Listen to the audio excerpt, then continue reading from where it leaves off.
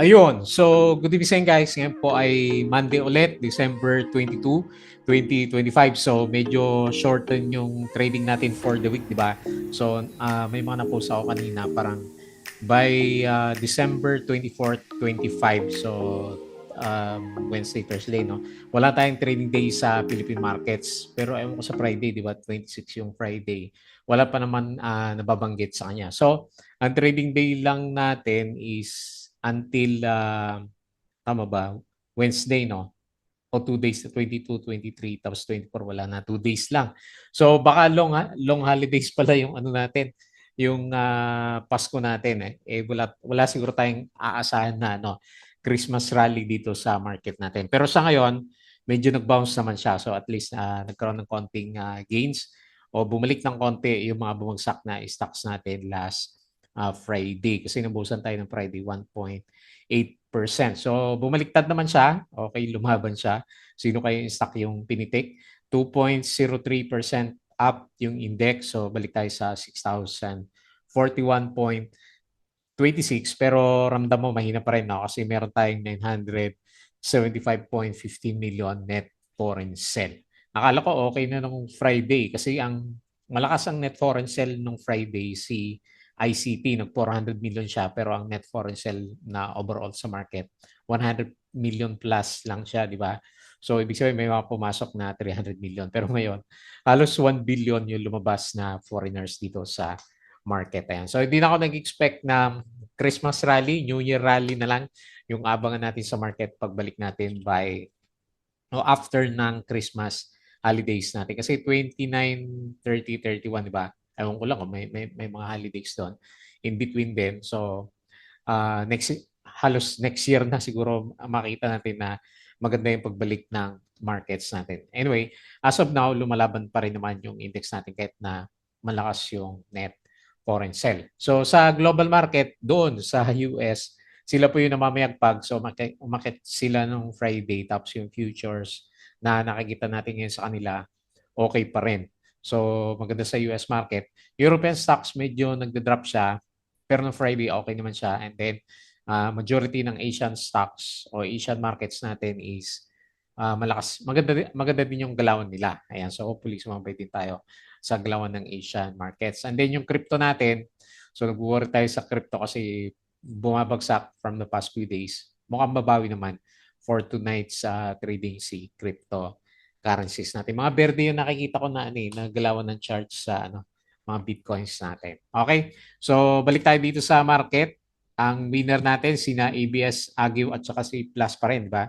Last week sila ulit yung gumalaw sa market natin. So, si ABS-CBN nag-up ng 13.83%. Ayan. So, kung sino yung may balita ngayon na good news, sila yung pinipitik ng ating mga traders. So, pabalik siya 13% yung up move niya for today's trading natin. Okay? Tapos si Agio, tinitrade pa rin siya, plus another 10%.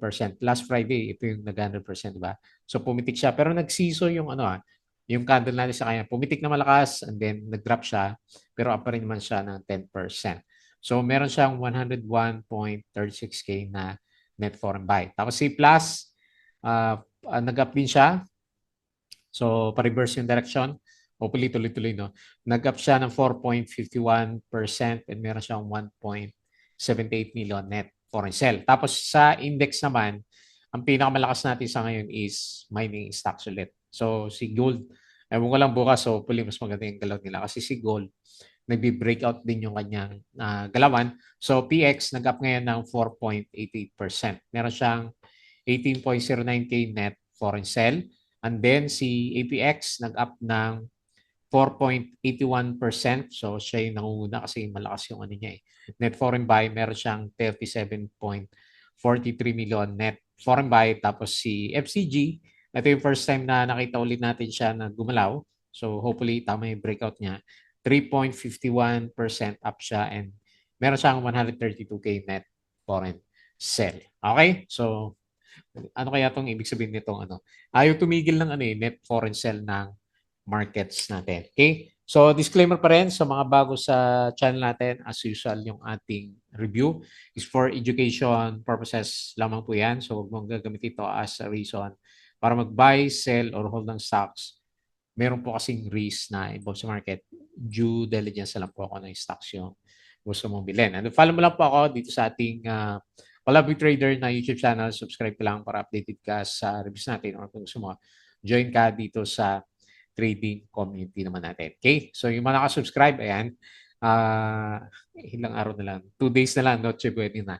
Ayan, so maraming salamat pa rin sa mga viewers natin sa dito sa channel natin, pero medyo bad nga yung mga views natin. Company reviews, mga sample trades sa market. So nag-aral ka ba? Weekends, di ba? Katatapos ng weekends.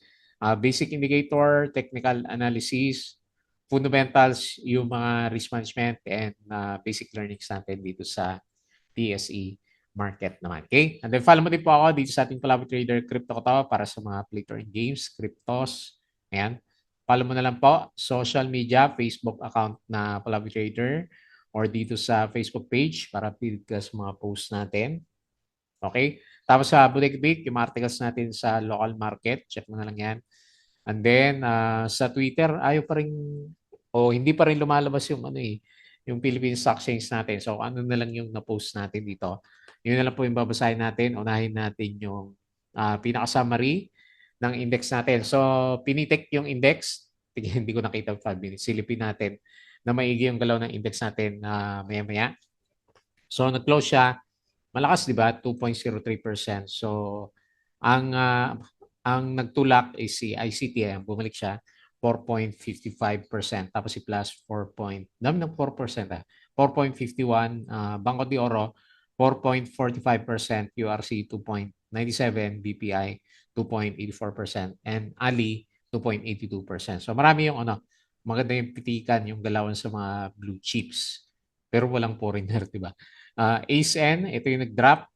Okay, tingnan natin bukas kung babawi ito. Negative 2.53% and Pure Gold, negative 1.28%. So halos lahat naman ng stocks natin is magandang galaw for today's trading natin. Okay? Foreign funds sold, Security Bank, ACN, Manila Water, SCC, ANI, DNL, Emperador, IMAI, ABA, Aboitiz, AGI, Ali, Aris, Emirates, Tel, Converge dito, Cebu Plus, Robinsons Retail, 7-Eleven at saka si Wilcon. So ano yung mga binili?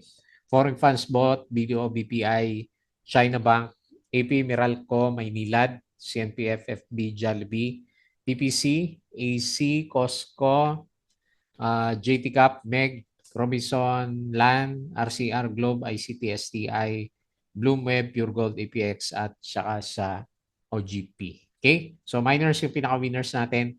Gold rose to all-time high with heightened geopolitical tensions and bets on more Federal Reserve rate cuts. Okay, kaya pumitik yung mga mining stocks natin. Yung ibang na-post natin, RCBC, may nag-invest dito kaya RCBC. Si Sumitomo, acquisition of additional 4.46% equity stake. Ayan, marami yan.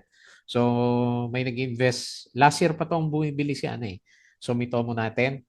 Tapos si MREIT to acquire 16 billion McKinley Hill offices, ABS-CBN. Ito yung catalyst natin on all TV starting January 2, 2026. So, tapos yung TV5 deal settled na rin siya. Okay? Tapos, ito yung bago yung pre-close ng market. Okay. So, ito na. Pinitik yung mga stocks natin. So, ICT 2.8% lang kanina. Tapos si Plus, nasa 1.71% lang kanina. Okay? End of the day, maraming mga pinitik na blue chips. Yung first half natin, pero yung first half natin, itong si China Bank yung nanguna. So, nag-up siya kanina ng 3.57%. Si Plus, malakas din pala kanina. 2.93%. At saka si ICT, 2.91%. ASEN, so siya yung nangunguna na nalalaglag sa market natin kanina. Okay? So, yun yung first up. PhilWeb, shake up. So, nakapagbenta na yata si Mr. Araneta, exceeds as new investor group becomes top shareholder. Ayan. So, tingnan natin for the coming few days kung gagalaw si PhilWeb natin. Alas 3. So, yung closing natin, meron ba dito yung summary? Wala. Wala yung summary ng ano, index natin. Anyway, so Philippine Miners Gain, yun yung catalyst. Ito. So ito yung official na ano natin. Okay, parang 2 araw lang pala yung trading natin. December 24, Christmas Eve. So, holiday. Tapos, December 25, Thursday, ito Christmas Day, holiday din. Pero in December 26, wala siyang sinabi. O baka may trading tayo by December 26. Ayan. So baka mag-pre-close yung mark or rather mag first half. So China Bank talaga yung nanguna dito sa index natin no bandang umaga. So IE's subsidiary signs a 3-hectare Centennial Road lease in Clark. Okay. Megaworld disposes 12.41% interest in SunTrust Resort Holdings Incorporated. Laki ng ano tinanggal ni Megaworld yan. Tapos EPX, so alam niyo na, yung mga mining stocks, 11, si ano pa rin, no? China Bank. Oh, siya yung nangunguna talaga kanina umaga. Tapos share buyback, Fruit, AGI, Ali, SM, SMPH, BRN, at saka si ATI. Beta Rich and 16-year ongoing insurance dispute with $400 million settlement. Ano kaya to? Nagbayad kaya siya o siya yung binayaran? So, ongoing insurance dispute. Ayan. Okay. So, malamang siya nagbayad dyan, no? Kasi medyo pangit yung stocks natin. Galawan na rin sa kanya. So, share buyback nga. Sino Fruit, AGI, SM, Ali, BRN, SMPH, at saka si ETI. So, SEP, nagtitrending pa rin to eh.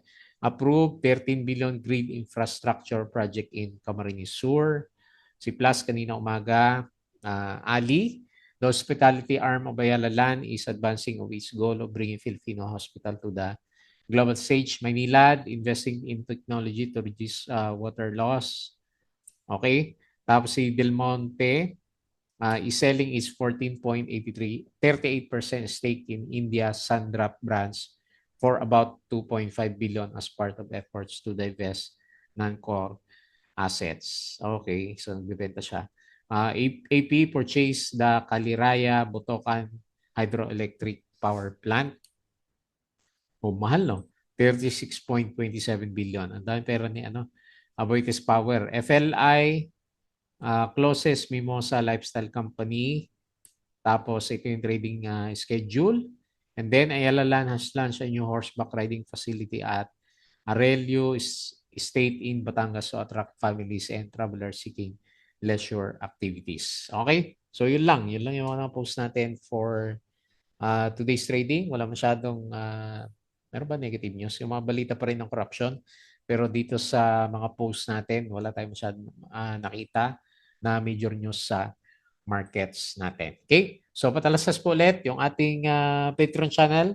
Yung mga gusto ng guide sa trading sa market, sali lang po kayo dito. So double check na lang po yung ating Patreon channel. Okay? So punta tayo dito sa index. Mukhang pinitik tayo ng sa 5 minutes. Silipin natin. Bumawi naman siya ngayon.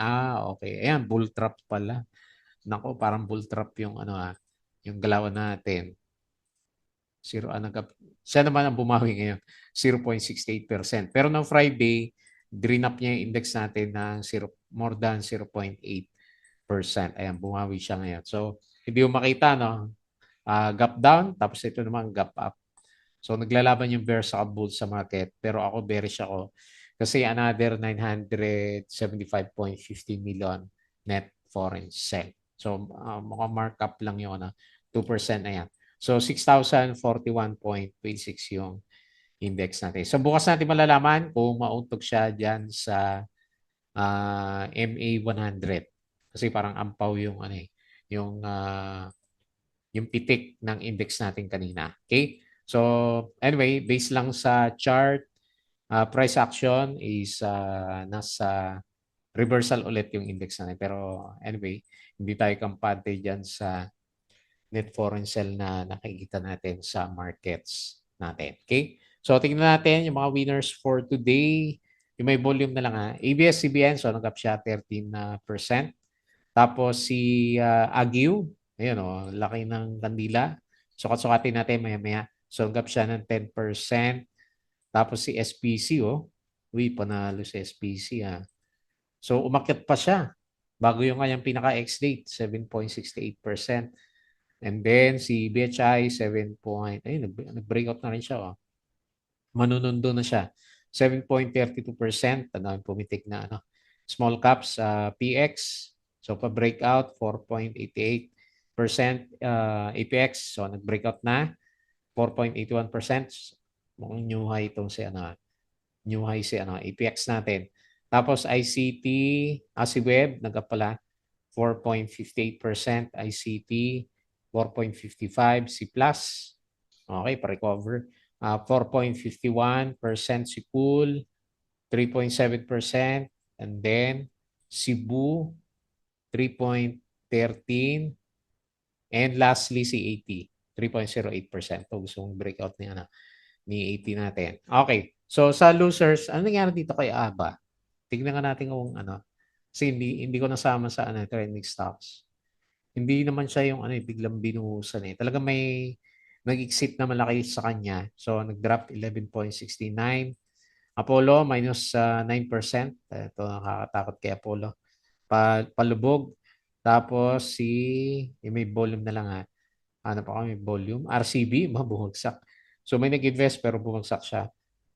Minus 3.85 Security Bank. Pa-double check na naman siya sa bottom. Minus 3.74%. And then lastly, sino pa? ASEN, minus 2.53%. Parang kinakain niya yung ano, spike ng pinaka-price action niya. Okay? So, anyway, ganun yung galawan ng markets natin. So, tignan natin naman yung ano, global market. So, mukhang maganda ulit yung ano, yung pinapakita ng ano ng US market. Okay, marami yatang ano, kikita na naman sa US market maya-maya. Kasi yung futures niya, so paakyat na naman yung price action. So S&P futures is positive 0.35%. Tapos si Dow futures 0.1%. Nasdaq futures 0.55%. So maganda kahapon or rather Friday and then maganda ulit yung futures ng US market. Okay, so dito naman sa European stocks mapula. And then dito sa Asian markets marami yung ano, nagperde sa closing. Okay? So mas marami yung winners dito sa Asian market. So dito naman sa crypto natin, ayan, pabalik ulit sa ano, 90K si Bitcoin, ayan, may mga nakikita tayong berde. 89.7K, Ethereum 3.04K, si BNB 865 pa rin, XRP 1.9, yung alaga natin, di umakyat si Sol 126, and then si Dodge is 0.13. So nagap siya, maliit lang 0.36%. Okay? So balik tayo dito sa index. Pag-usapan ulit natin yung ating mga trending stocks. So, unahin natin si ABS-CBN. Papunta na siya. Parang pa-breakout na dun sa ano. Pinag-uusapan natin na last week. Okay, mukhang gusto niyang pumunta talaga sa ano. 4.8, 4.7 o best case natin, 4.8, no? Okay, 4.7 yung pinaka-average na resistance area natin. Ayun, no? May volume talaga siya, no? So, malit lang naman yan, 4.05 million. Pero as compared last time, di ba? So, meron siyang malalaking volume dito na pinapakita. Ayan. So, lakas ng galaw niya. 13.83%. So, nag-close siya 4.28. So, tingnan natin sa 5-minute chart. Kung dahan-dahan o biglaan. Meron pa siyang buhos kanino. So, dahan-dahan naman yung ano, pag-akyat ni ABS-CBN. Ayan. So, anyway, same catalyst sa pinag-usapan natin last week. Yung kanyang all-TV network na bagong kontrata. Okay? So, nag-breakout siya dito sa 4 pala yung pinaka-breakout area niya. And then, gusto niya bumalik dito, mag-retest sa trading range natin na 4.7 to 4.8, no? Pinaka-peak niya, 4 to 4.8. Ayan. Lagay ko na sa taas, ha. Mukhang ano eh, gustong bumigwas ni ABS-CBN. Kaya lang, yun nga, overbought siya. 77.26.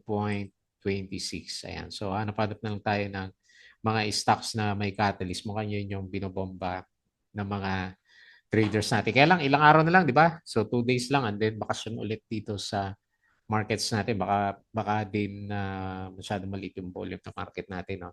For the coming, for these 2 days na trading natin. Ayan. So, palabas pa rin kasi yung mga foreigners natin. Okay? So, sinundan niya yung kanyang balita last week. Ganun din si ito next natin si Agiv. So, nagsiso siya, no? Tingnan natin yung siso ng pinaka-price action. Anong oras umakyat? Ayun na. So, pinitik siya nung opening, no? December 22. Sa may pinaka-December 22 natin, alas 9. Kasi siso yung price action ito. Pinitik yung price. Pinitik yung price action niya, then binuhusan.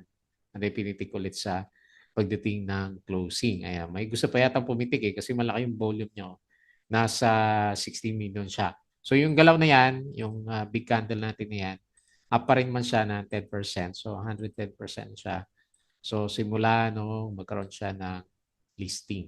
O 87% pala. Okay. Simula nang mag-listing siya. Ayun, 102%. Kasama na yung pinaka-peak natin. So, yun na lang muna. Gagawin natin, malaki yung trading range natin sa kanya.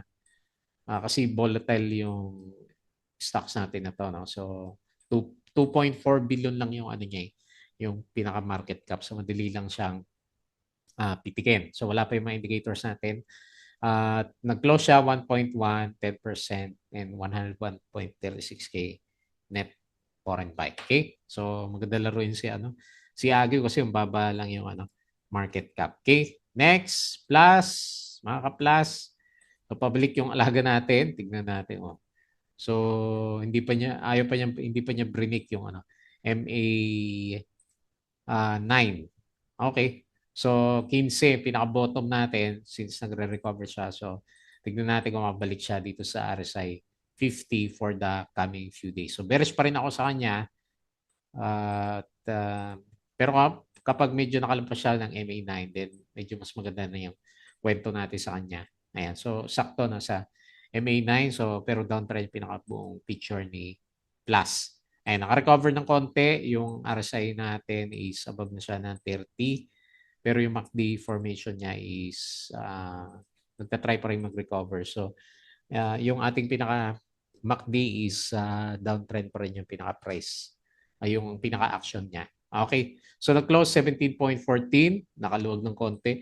Yung mga merong hawak. So, up ulit ng 4.51%. And kaya lang wala pa rin foreigners din. 1.78 million net foreign sell. Okay. Next, yung gold. So, mga mining stocks. So, tignan natin yung price. Ayan, nag-breakout kasi siya dito sa 4,360. Sarap magbenta ng alahas, no? Mahal ng ng gold ngayon. Okay. So, breakout. Baka meron pa itong bukas. Tignan natin. Unahin natin si Felix Mining. So, based dito sa galaw, medyo nauntog pala yung price action niya. No? Pero, on the way siya sa breakout. So, tignan natin kung matuloy yan. Lagay ko na dito sa 11. Kasi kung mag-close na maganda, hindi mag-Dow G yung US market, then high chance mag-breakout din si Felix Mining natin. Ayan. Pero ang volume ng foreigners nandoon kay APX. Anyway, price action wise okay siya. So nag-close 10.10 up 4.88% and 18K net foreign sell. Okay? Next, APX, ito breakout na. Congrats dun sa mga Diamond Hands ni APX. So nag-breakout na siya and all-time high, no? Wala tayong resistance sa kanya. Pwede natin gamitan ng extended Fibonacci. Pero malakas yung Tingnan natin kung pasok siya. Ayan, sakto. No? Next resistance, 13.5. Based sa Fibonacci. Dito sa 12.5. Ayan. Okay, 13.5 pinaka-next na. Pwede mong targetin kahit EPX. So, nagpaparabolic na yung price action, breakout, yung ating, hindi pa naman hindi pa naman overbought yung RSI natin. Packet lang siya. And then, ganun din yung MACD formation. Una yung price action natin. So, lakas ng volume niya. So, nag-close si Apex Mining, 12.2, 4.81%. And ito maganda. Meron siyang 37.4 million net foreign buy. Okay? And then next, si FCG. Pag-uusapan na ulit natin si Figaro. Ayan, lalim ng niya. From 0.7, naging 0.5. O piso yata ito. Halos 1 piso yung pinakataas niya, nag 0.5. So 50% drop na siya doon sa pinaka-peak niya. Pero tignan natin kasi nag-umpisa na siyang mag-try mag-breakout dito sa downtrend niya dito sa May 20 end. Medyo nakaano na siya, nakaluwag-luwag na. So tignan natin kung pag-usapan to for the coming few days. Wala pa yung earnings niya, no? Sa Q3, namigay siya dividends last time 3%. So after noon, medyo nag-subside na yung sell-off niya. Okay, so good sign. Meron siyang breakout ng RSI and ganun din yung MACD formation nagtatry na mag-reverse. So 0.59, 3.51% up and 132K net foreign sell. Okay? So yun lang muna yung mga galawan dito sa market natin. Nakakatakot pa rin yung malakas pa rin yung hindi mabawasan yung pinaka net foreign sell natin dito sa market. Okay, so siguro kasama na rin yan yung long holidays o shorten trading days na naman natin. So New Year at saka Pasko, tapos walang nangyari na Christmas rally dito sa market natin. Okay, so meron pa tayong isang trading day bukas. Bago tayo mag-close, please don't forget to subscribe dito sa ating Palapa Trader na YouTube channel. Join ka lang sa group guys kung gusto mo ng guide. Crypto ko to, follow mo na lang Facebook account, Facebook page, Bodega Peak, Twitter, and Patreon sa mga gusto ng guide. Sali lang po kayo sa group natin. Okay? So yun lang. Maraming salamat. Ayan. Advance Noche Buena po sa inyo.